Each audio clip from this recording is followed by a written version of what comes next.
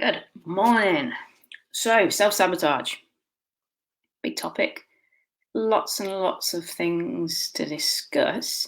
However, we're going to talk about three simple things that can actually be a huge contributing factor in essentially self-sabotaging. So, the first thing is thinking you actually know best. All right. When you start out doing any kind of work on yourself, you go from feeling like you're a nobody, like you don't matter, you're nobody, you're nothing. And you start to do a little bit of work and you feel better and you start to change. And you suddenly start to think that you are somebody. And this feeling like you are somebody starts to make you think, oh, I know a few things. And within that, you fall into the trap of thinking you know best. When more often than not, you don't. Particularly so early on in your journey, you tend to lack objectivity, you lack experience, you lack wisdom, you lack inspiration. And if you did know best, then you wouldn't be where you were and you would naturally be further along. I'm not saying someone else automatically knows best, that's not the case at all. There's a lot to be said for trusting yourself, trusting your own instincts, trusting your gut, but you have to get to a place where you can trust yourself, a place where you like you, a place where you can be authentically you, a place where you value yourself and you value what you care about, you value all your characteristics, all your traits.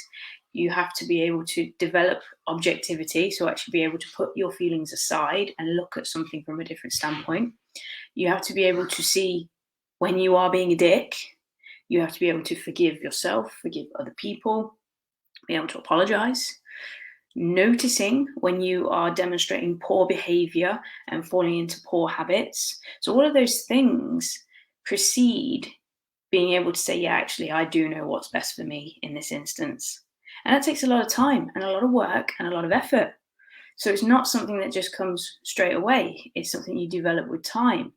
So being able to actually say, no, there are people out there who are further along than me. There are people who know better than me. They are wiser than me. They've done this before. They know what they're doing. I'm going to trust in that rather than just assuming that you know best. Because more often than not, you don't. This is where the old saying of stand on the shoulders of giants comes in handy, because we can find those people who have done what we want to do. We can work with them. We can learn from them. And eventually we can get to the point where we maybe even surpass them. But that's not where you'll be in the beginning. And thinking you know best is a huge, huge way to sabotage any kind of results. The second thing is not picking the right people to spend your time with. There's two types of people. There are the people who are helpful in what you want to achieve, and there are people who are not helpful. And we talked about this previously in the other video where we talked about relationships, the people who are purely just there for fun, the people who are just transactional relationships, and then the people who are genuinely there with your best interests at heart. If you spend too much time feeding into the people who are just there for transactions, then you're going to struggle. You're going to find yourself, just purely going back and forth, but not really actually getting any further along. You want to be giving your time, your effort, investing whatever it may be into people who can be a mentor for you, people who really can help you. And that's not just the people who mean well.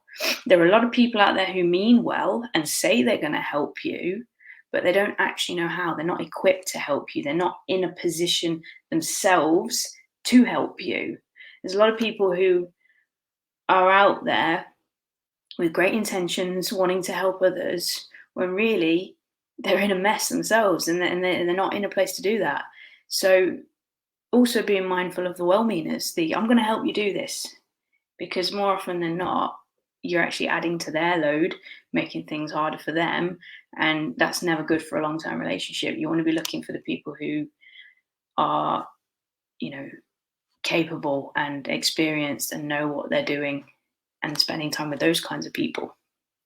Looking for the right mentors and what we would call ultimately lighthouses, people whose influence extends outwards and, who don't promise to help you simply out of well-mannered polite desire to be a nice person. They do it because that's what they do. It's their job to do that. And of course, the third thing is understanding the power of the collective. All right. Understanding that if you're in a group of people who are all working on the same thing, who all want what's best for themselves, they're all individuals, they're all got slightly different nuances and different ways of doing things. But ultimately, the best is being brought out of everybody, then that's going to lift you up. You know, rising tide lifts all ships. So if you were in a collective of people who are working on the same kind of things, have the same mindset, want the same things, then ultimately that's going to bring out the best in you. And then that's going to shine forth for everybody else within that community that you've built. So trying to go it alone and not putting yourself into a community of the right people is another way of sabotaging your own results. Now, I could go on and on and on about kind of personal sabotage. We could go down the route of, emotions, habits, behaviors, patterns, trauma, all those kinds of things. But that's way beyond the scope of this particular video. That's things that we do within the actual programs. But for the sake of this, you got to understand that there's 3 simple things that you can start doing now just to stop you sabotaging. And that's 1, thinking you know best instead of asking for help. 2, asking the wrong people for help, finding people who are better mentors and things like that, rather than just well-meaning people. And 3, trying to do it on your own, trying to do it without the right kind of people around you. So ultimately, what we're trying to do here is understand that the biggest way to self-sabotage is being on your own. We're social creatures. We are bred to be social. We've got to find the right kind of people. So what I would urge you today is have a look around at the people who are helping you and see if they really are the right kind of people. Have a look at the groups that you're finding yourselves in. Are they really the best collective of people for you to be around? And if they're not, start looking to see where else you could go. Where else could you find help? Where else could you seek a group of people who are going to help lift you up, who are going to bring out the best all around you? So have a think about that for today and as we head into the weekend. And then I will be back next week.